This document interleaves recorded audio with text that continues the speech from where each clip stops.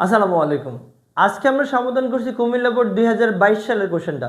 পদার্থের অবস্থা ও চাপ থেকে কুমিল্লা বোর্ড 2022 সালে যে কোশ্চেনটা আসছে, উদ্দীপকটা প্যাসকেলের বল বৃদ্ধি করার নীতি, এই থিমের উপরে সাজানো ছিল। দুইটা পরস্পর নিঃছিদ্রযুক্ত সিলিন্ডার, ছোট সিলিন্ডারের প্রস্থচ্ছেদের ক্ষেত্রফল হলো এ মানে 5 মিটার স্কয়ার, বড় সিলিন্ডারের প্রস্থচ্ছেদের ক্ষেত্রফল দেয়া আছে 25 মিটার স্কয়ার। ছোট সিলিন্ডারের পিস্টনে যদি 10 কেজি ভর চাপানো হয় তাহলে তার সরণ হয় 2 সেন্টিমিটার। এটা উদ্দীপক ছিল। প্রথম কোশ্চেন হলো বড় পিস্টনের উপর কি পরিমাণ ঊর্ধ্বমুখী বল অনুভূত হবে, অর্থাৎ ছোট পিস্টনে যদি 10 কেজি ভর চাপানো হয় তাহলে বড় পিস্টনে কতটুকু পরিমাণে বল অনুভূত হবে আমরা সেটা বের করব। আমরা সমাধান করছি গ নম্বর কোশ্চেন। আমরা জানি প্যাসকেলের বল বৃদ্ধিকরণ নীতি অনুযায়ী F2 বাই হলো F1 ইকুয়াল হলো A2 বাই হলো A1।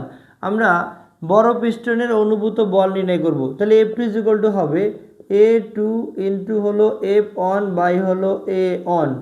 এখন জাস্ট এখানে কিন্তু দেয়া আছে M1 এর মান দেয়া আছে 100 কেজি, M1 এর মান হচ্ছে 100 কেজি। জি এর মান আমরা জানি 9.8 metre per second square, A2 এর মান দেয়া আছে 25 মিটার স্কয়ার, A1 এর মান দেয়া আছে 5 মিটার স্কয়ার। তাহলে আমরা এই F1 কে যদি ভাঙাই তাহলে পাবো M1G বাই হলো A1। এখন A2 এর মান হলো 25, M1 এর মান হলো 100, জি এর মান হলো 9.8, A1 এর মান হলো 5। এটাকে যদি আমরা কেটে দিই তাহলে এটা 5 হবে। জাস্ট এখানে 500কে আমরা যদি 9.8 দ্বারা গুণ করি, জাস্ট আমরা এই 0 দুইটা ডান দিকে দিয়ে দিলাম, 5 দিয়ে যদি এটা কাটি গুণ করি, 5 8 40, 40 শূন্য, 5 নং 45 আর 4 হলো 49। তার মানে ডান দিক থেকে এক ঘর পরে আমরা দশমিক দিব, 4900, অর্থাৎ 4900 নিউটন হলো।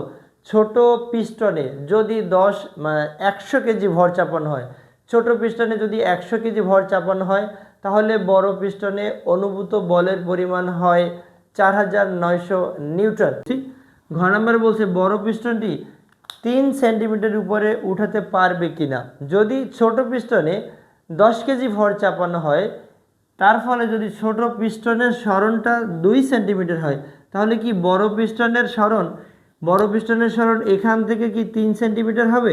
3 সেন্টিমিটার, অর্থাৎ এখান থেকে যদি 3 সেন্টিমিটার এতটুকুর দূরত্ব যদি 3 সেন্টিমিটার হয়, এই 3 সেন্টিমিটার হবে কি না আমরা সেটা বের করব। আমরা জানি ছোট পিস্টনের L1 অংশের তরল বড় পিস্টনের L2 অংশের তরলের আয়তন দখল করে। ছোট পিস্টনের L1 অংশের তরল, ছোট পিস্টনের L1 অংশের তরল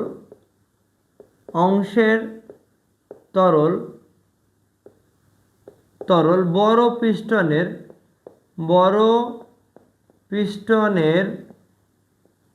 L2 অংশের আয়তন, বড় পিস্টনের L2 অংশের আয়তন দখল করে। তাহলে আমরা বলতে পারি যে ছোট পিস্টনের অপসারিত তরল এর আয়তন সমান হবে বড় পিস্টনের অপসারিত তরলের আয়তনের সমান। V1 সমান আমরা V2 বলতে পারি। তো আমরা V1 সমান হলো ক্ষেত্রফল, প্রস্থচ্ছেদের ক্ষেত্রফল ইন্টু উচ্চতা, মানে A1 L1 ইকুয়াল বলতে পারি এখানে A2 L2। আমরা এখান থেকে L2 এর মানটা বের করব। L2 ইকুয়াল হবে A1 L1 বাই হলো A2। এখন A1 এর মান হলো 5, A2 এর মান হলো 25 এবং L1 এর মান হলো 2 সেন্টিমিটার। তো এখন আমরা যদি এটাকে কেটে দিলে তো 5 হবে। 5 হলে এটা 0.4 সেন্টিমিটার হয়, 0.4 সেন্টিমিটার। কিন্তু উদ্দীপকে বলা আছে যে 3 সেন্টিমিটার পর্যন্ত উঠাতে পারবে কিনা।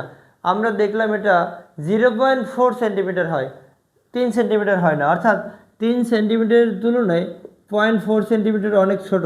তাহলে বলা যায় যে ছোট পিস্টনে 10 কেজি ভর চাপানোর ফলে যদি ছোট পিস্টনের সরণ 3 সেন্টিমিটার হয়, তাহলে তা দ্বারা ছোট পিস্টনের সরণ যদি 2 সেন্টিমিটার হয়, এই সরণ দ্বারা বড় পিস্টনের তরলকে 3 সেন্টিমিটার উচ্চতায় উঠানো যাবে না, বা 3 সেন্টিমিটার বড় পিস্টনের সরণ 3 সেন্টিমিটার হবে না, হয় জাস্ট 0.4 সেন্টিমিটার অর্থাৎ 4 মিলিমিটার হয়, কিন্তু 3 সেন্টিমিটার হয় না।